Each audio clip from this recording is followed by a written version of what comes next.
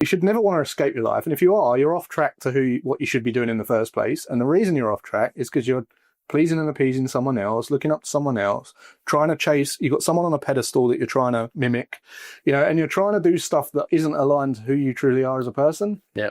So unless you're mentally free, you'll never be free. You'll never be financially free. You'll never be, anything free, because you're not being who you want to be. I told a story the other day. I don't know if you saw it, but I said, when you're 7 years old, you're this kid who's like doing everything they want to do. You choose to go and have an ice cream, play with your mates, football, BMX or whatever, right?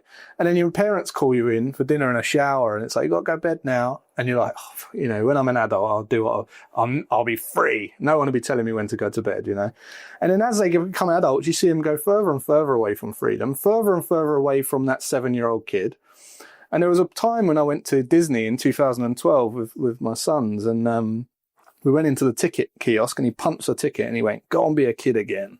And I just remember thinking, that is what everyone here wants. Like, they just want to go back to being that kid who had all the freedom, who could be themselves, who could do what they want, and we don't maintain that through our life. And the reason we end up here instead of here, where we thought we'd end up, is because we've taken all these decisions based on advice from other people, or we're trying to please our parents, or trying to look up to someone else. And, it's before you know it, you end up with a mountain of resentment for where you are, and you're nowhere near where you thought you'd be. You don't feel like you're yourself, and therefore you want to escape quick. You want to get back to being that 7-year-old kid.